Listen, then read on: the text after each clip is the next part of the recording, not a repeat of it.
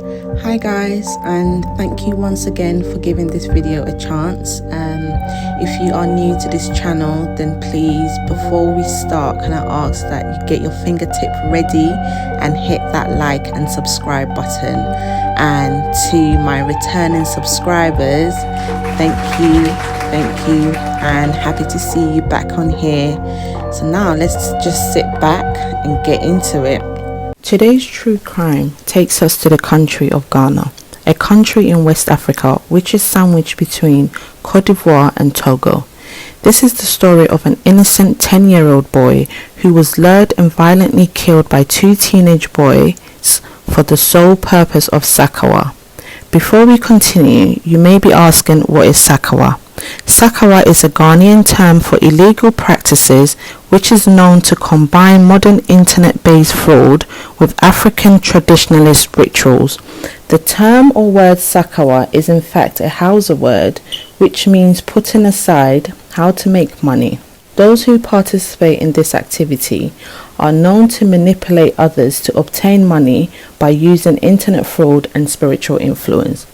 I may actually do a separate video which will solely focus on the ins and outs of these rituals. Now let's get back to today's story. Ishmael Mensah was a 10-year-old Ghanaian boy whose life was cut short in a gruesome manner. Ishmael was described by his mother as a calm, cool, obedient and a sociable child who enjoyed playing video games with his friends and spending time with both his friends and family. On Saturday, April 3rd, 2021, at approximately 10:15 a.m., the Kasua Divisional Command received a distress call concerning a ritual murder at Coca-Cola near an area called Lamte Mills, which is a suburb in Kasua in Ghana. It was discovered that Ishmael was lured and killed by then 16-year-old Felix Nyako and 17-year-old Nicholas King. According to reports, the two teens contacted a juju man, also known as a spiritualist, whom they had seen being advertised on TV as someone to call if you want to become rich. And just like that, the boys made the contact and were reportedly instructed to bring a human being as a sacrificial lamb along with a sum of 5,000 Ghana cedis. This is equivalent to about £540 if they wanted to become rich. The story is that Nicholas instructed Felix to ask Ishmael, who at the time was playing video games at home with his friend. Upon arrival, Felix directed Ishmael to escort him to have a look at something in an uncompleted building where Nicholas was waiting. Nicholas is believed to have asked Felix to excuse both he and Ishmael. Then shortly after, he struck Ishmael with a piece of block on the head which caused him to pass out immediately. But he didn't just stop. He proceeded to strike Ishmael again for a second time, causing his untimely death. The suspects then dug a hole in the uncompleted building where they buried Ishmael with the plan to remove him in the night for ritual purpose. The heinous crime was unraveled when the father of the young boy, who was asked to call Ishmael, reported that his son had told him that while they were playing video games earlier, one of the suspects had asked him to call Ishmael for them, which he did without knowing what their full intentions were. The father then said that his wife had later informed him that one of their sons had also told her that someone had dug a hole and placed something there. When they asked who had dug the hole, they were told that the two suspects had. So they were told that Nicholas and Felix had been the ones to have dug this hole. The husband and wife then proceeded to the scene where they could see a shallow grave and immediately began to dig. The husband began to dig and to his dismay found blood and the hand of a lifeless body. They brought out the body, which his wife then identified as being that of Ishmael Mensah. What is heartbreaking with this story is that Ishmael was reportedly friends with both Nicholas and Felix, and his mother had actually said that both teens had been to her home numerous occasions where she had fed them and they had sat and eaten food with Ishmael together. It was believed that the two boys' initial plan was to kidnap Ishmael and demand the 5,000 cedis from his parents. Then, once they received the money, would proceed to kill him and use the innocent child for their ritual.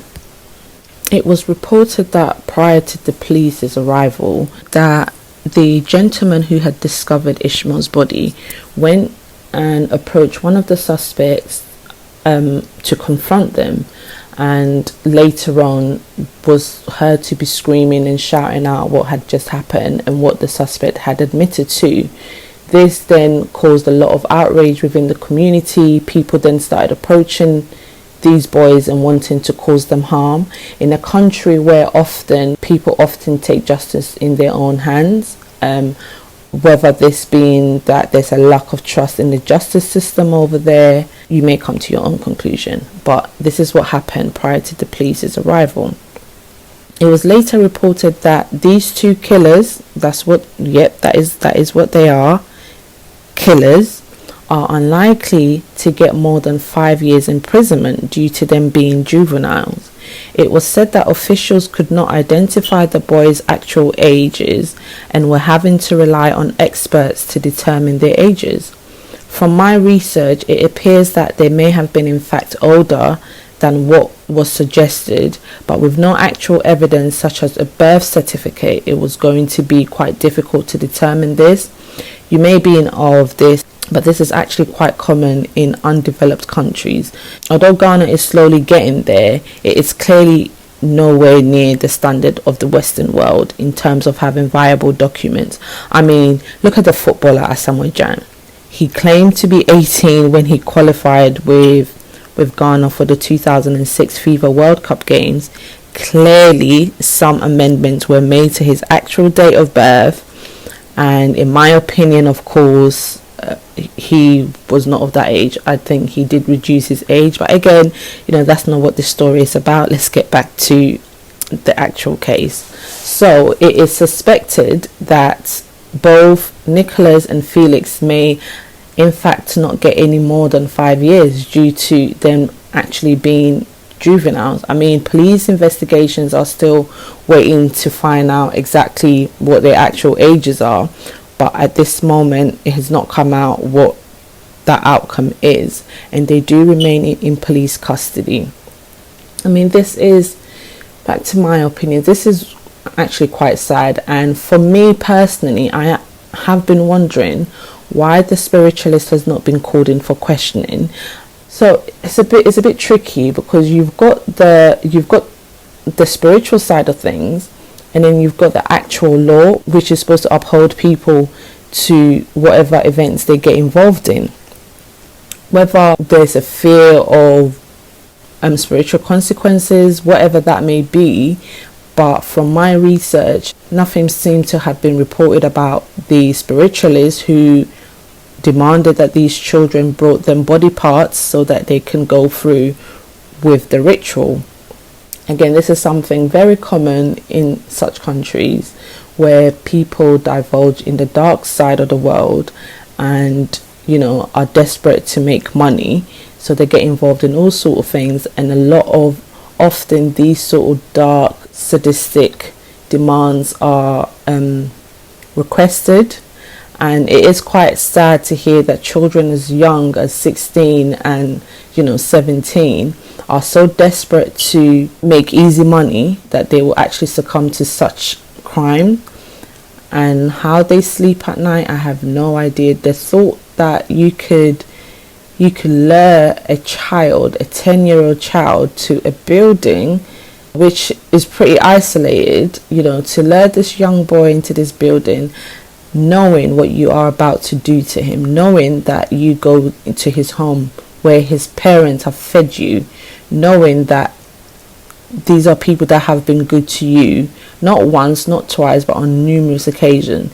You knowing this information and still proceeding to hurt their child, it's very disturbing and very concerning that there are people out there who will do such crimes without any thinking. There's clearly a lack of consequential thinking and this need to make quick money. You know, the motivation here was clearly for financial gain, but the question I would ask anybody that is considering such thing is it worth it? Is doing such crime worth it? Knowing what the potential consequences may be. I mean, you may succeed in getting that money, you know, but is it long lasting? What other demands would be requested of you by these rituals? You do these things, what other thing would you have to do? How would you sleep at night? Can you really go through life knowing what you have done to earn your riches? That is it for me today. Thank you very much for tuning in. I know this was a very short video, but unfortunately there is not much information on the case out there. Rather, there's just a lot of public opinions and people being outraged, you know, understandably people being upset by the whole situation, but there's not actual information coming from the families or from the police department. These things have not been released. I have only presented to you what has been put out on the internet. Thank you once again for sitting through this video, and I will catch up with you soon. Take care. Bye bye.